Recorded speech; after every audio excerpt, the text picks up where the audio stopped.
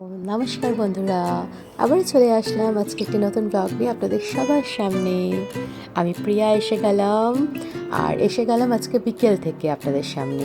আচ্ছা, বিকেল থেকে আমি ব্লগটা দিচ্ছি এবং ব্লগটা দেখাচ্ছিও। প্রথম তো বাইরের ওয়েদারটা আপনাদের দেখিয়ে দিলাম, আর এখানে প্রিয়াংশু সোনা ঘুম করছে। আমি এখন না চুপি চুপি চলে যাবার, এই যে বইটা দেখছেন এটা প্রিয়াংশুর এসছে। এই বুকটা মানে ওরা ভীষণ বুক ভালোবাসে, আর আমিও ওর জন্য চুজ করে নিই। এটা ওর সারপ্রাইজ, ঘুম থেকে উঠুক তারপর বাবা আসুক ওকে গিফট করবে। যাই হোক, আজকে অনেক পার্সেল আসার ছিল, একটা একটা করে এসছে, আমার প্রচুর কাজ ছিল। এবারে সোজা চলে যাব হচ্ছে কিচেনে, কারণ কিচেনের আসল কাজ। কারণ ওর বাবা খাবে রাত্রিবেলায়, বললো চিংড়ি আলু পোস্ত আর তার সাথে ভাত।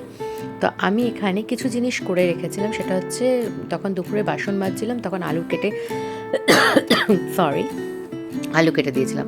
হালকা একটু ঠান্ডা লেগেছে, ক্ষমা করবেন, মাঝখানে একটু ইন্টারাপ্ট হয়ে গেল। তো আলুটা কেটে রেখে দিয়েছি। এখন আমি এখান থেকে বেরিয়ে যাই, দরজাটা বন্ধ করে নিই, এসিটা যেহেতু চলছে বন্ধ করে নিয়ে এবার সোজা চলে যাব ওই ঘরে ফ্রিজে যাব। মানে ফ্রিজের থেকে চিংড়ি মাছটাকে বার করবো। নর্মাল না হলে তো হবে না, করতে পারবো না। তো ওই ঘরে আমি না সন্ধ্যা হওয়ার আগেই দুপুরবেলাটা একটা লাইট জ্বালিয়ে, সবসময় আমার অভ্যাস ঘরে লাইট জ্বালিয়ে রাখা, কারণ ঠাকুরের ঘর তো ভালো লাগে না অমনি। ফ্রিজ খুলে নিলাম, ফ্রিজ খুলে নিয়ে এখান থেকে আমি চিংড়ি মাছটা দেখে নিচ্ছি কোনটায় আছে, সেটা নিয়ে আমি এবারে চলে যাব। এখানে এখনও কয়েক রকমের মাছ আছে ফ্রিজটাতে। চলে আসছি, এই দরজাটাকে হালকা করে ক্লোজ করে দিলাম ওই হাতটা দিয়ে।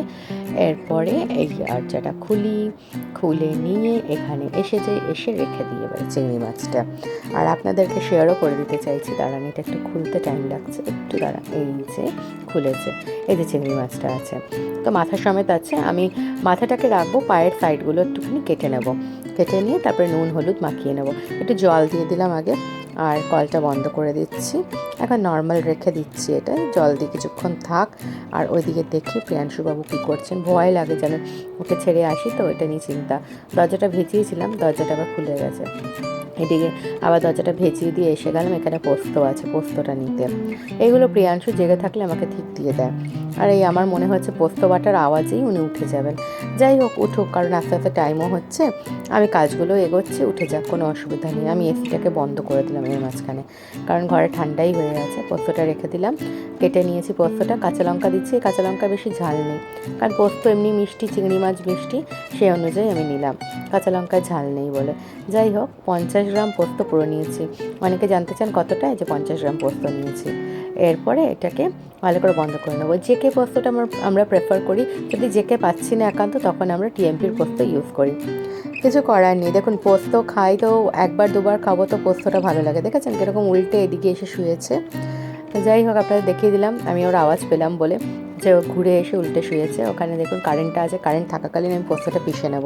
পোস্তটা ভালো করে মিহি করে বেটে নেব, একটুখানি জল অ্যাড করব, বাস এই যে পোস্ত পেশা হয়ে গেছে। গুড ইভিনিং, প্রিয়াংশু উঠে গেছে, ঘুড়নি এঁকেছে, দেখুন ঘুড়নি দেখছেন। ও বাবাই, সবাইকে গুড ইভিনিং বলো। নমনমটা ভালো করে করো, অমনি করেন। দুধ করছো, একটু বিস্কিট খাবে? আচ্ছা, যাই আমি নিয়ে আসি। এখানে খাচ্ছে বিস্কিট, এই যে বসে, আর আমি একটু নিয়ে নিয়েছি মুড়ি আর গাঠিয়া। সন্ধ্যাবেলা এরকম করে শুরু হলো। এরপরে একটু প্রিয়াংশুকে পড়িয়ে নেব, কালকে ওর এক্সাম আছে, পড়িয়ে নেব। আর তারপরে আমি ভাত বসাতে যাব, তরকারি করবো, ওর বাবা আসবে, তারপরে রাত্রের খাবার, তারপরে ঘুমো হবে। নেশো না, ঘুম করবো, বাবার সাথে খেলা হবে, ঘুমো হবে, তাই তো। এসে গেলাম আবারও রান্নাঘরে, প্রিয়াংশুর সাথে কথা বলতে বলতে আমি বললাম, বাবু মুড়ি খাওয়া হয়ে যাবে, সব কিছু ঠিক আছে, তোমাকে পড়াতে হবে, আমি ভাতটা বসিয়ে দিই। বললো ঠিক আছে মাম্মাম, তো আমি ভাত বসাতে এসে গেছে। অ্যাকচুয়ালি কালকে ওর একটু এক্সামটা আছে, তো তাই জন্য ওকে প্রিপেয়ার করে নেবো। ভাতটা বসিয়ে দিই, একদিক থেকে একটা কাজ হয়ে যাবে না, খুব সুবিধা হবে। আর প্রিয়াংশু তাড়াতাড়ি ডিনার করে, জানি না আমরা তাড়াতাড়ি ডিনার করি, তারপরে বসে থাকবো গল্প করবো, সেটা আলাদা। এটা সকালের ভাত ছিল, এটা পোস্ত পিষে রেখেছি, এটা আলু, আর এটা চিংড়ি মাছটা নুন হলুদ দিয়ে মাখিয়ে রেখেছি, যেটা আপনাদের দেখিয়ে দিলাম। এরপরে সাবান দিয়ে হাতটা ধুয়ে নিয়ে এবারে যাবো প্রিয়াংশুকে পড়িয়ে নেবো, চলুন আমার সাথে।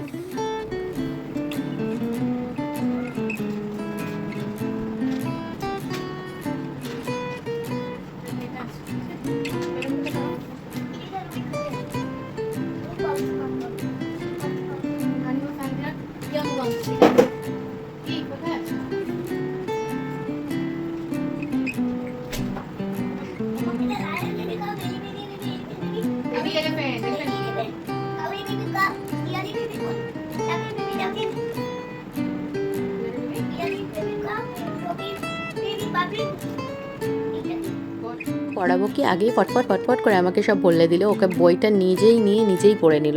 বললাম ঠিক আছে, এরপরে আমি লিখাবো। এবারে আমি এই জন্য লিখাই জানেন, ওর প্র্যাকটিসটা মানে কন্টিনিউ হতে থাকে।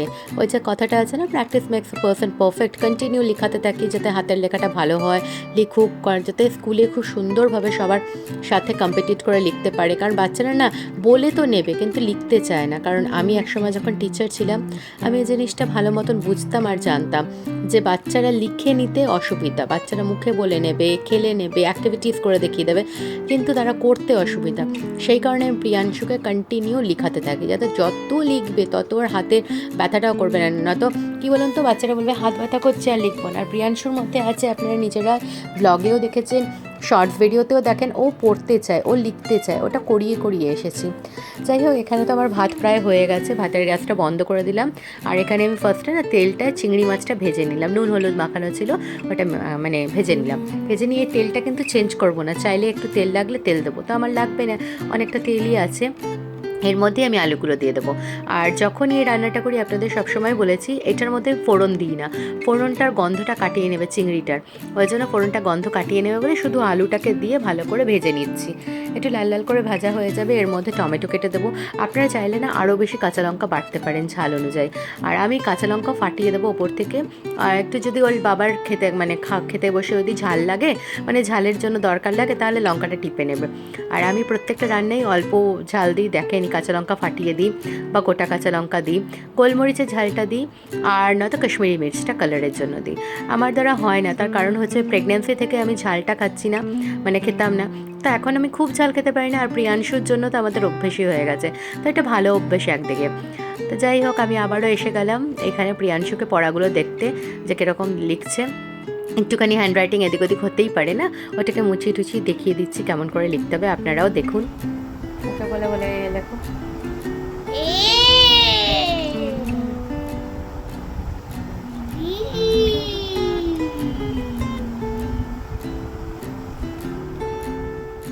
আবারও এসে গেলাম সোজা কিচেনে। এসে দেখুন ওকে পড়াতে গিয়ে একটা মিস্টেক হয়ে গেছে, ফ্লেমটা একটুখানি মানে মিডিয়ামে ছিল আর ঢাকা দেওয়া ছিল, ওই জন্য তাড়াতাড়ি দেখুন একটুখানি লেগে গেছে। ঠিক আছে, গন্ধ হয়নি, পোড়ার এটাই ভালো, ভাগ্য ভালো।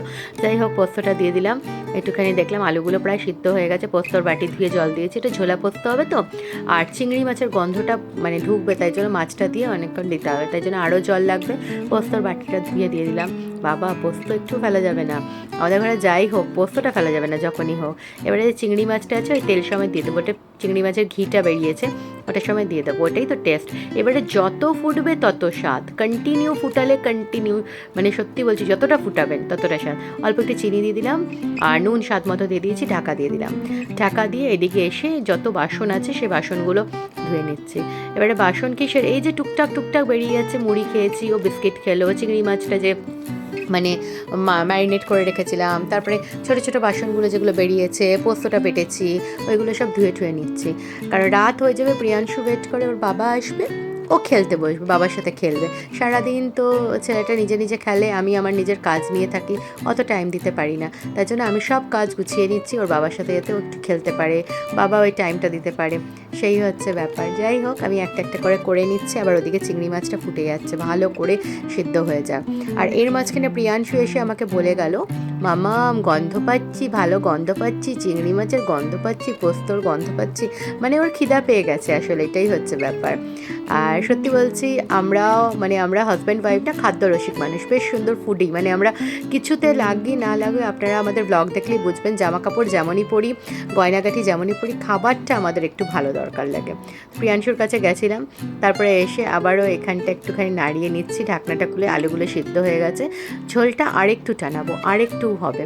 আমি একটু টেস্ট করে নিলাম, এর মাঝখানে টেস্ট করে নিয়ে বুঝে গেলাম যে না, কিচ্ছু লাগবে না, ঝোল আর একটু টানাবে, তাহলে আরেকটু ভালো লাগবে। হয়ে গেল, এই যে ঝোলের প্রপোর্শনটা ঠিক আছে, এর মাঝখানে আমি কাঁচা লঙ্কা ফাটিয়ে দিয়ে দিয়েছিলাম, বাস এইটাই মানে রেডি হয়ে গেল। এরপরে আমি প্রিয়াংশুর জন্য থালা সাজিয়ে নেব, দেখবেন আর বলবেন তো কেমন লাগলো। এই যে থালা সাজিয়ে নিয়েছি, ভাতটা নিয়েছি, মাঝখানে অল্প একটু গর্ত করে নিয়েছি, যেমন রেস্টুরেন্ট স্টাইলে করে, আর চিংড়ি আলু পোস্তটা দিয়েছি, দেখুন ধোঁয়া ছাড়ছে, ইচ্ছা করছে না খেতে, বলুন তো?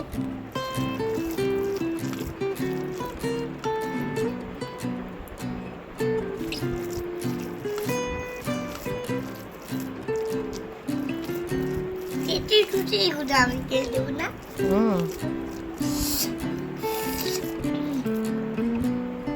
চিংড়ি মাছটা ঠান্ডা হয়েছে, খাও, খেয়ে দেখো তো প্রিয়াংশু, গরম আছে, আগে চিংড়ি মাছটা খাও।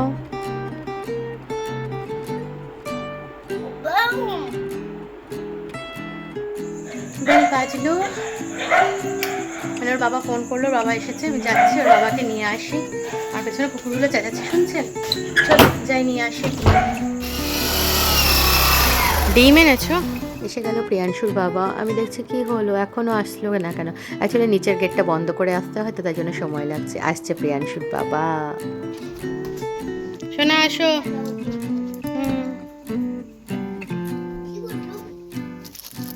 বাবা সারপ্রাইজটা নিচ্ছি।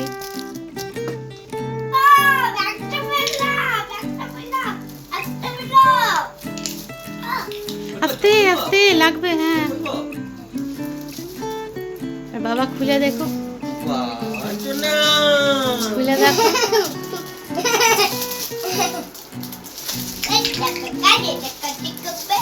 আমি দেখাবো বাবা। বাবা তুমি কি করে জানো? তোমাকে তো আমি বলিনি, ওকে আমি বলিনি, বিশ্বাস করো, ওকে আমি বলিনি। এবারে বাবাকে দাও, ওর ভেতরেও কিছু আছে, বাবাকে দাও আস্তে।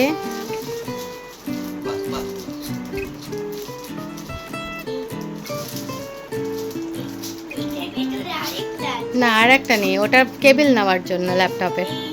আস্তে আস্তে আস্তে, ওইটা দেখুক বাবা, দুদিকে সফট।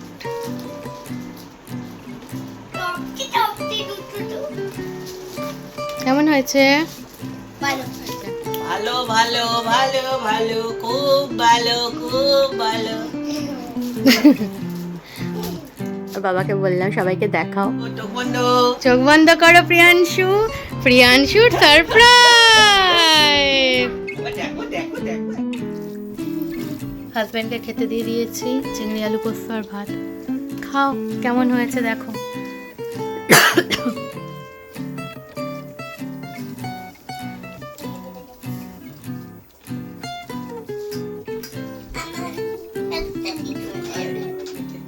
হুম,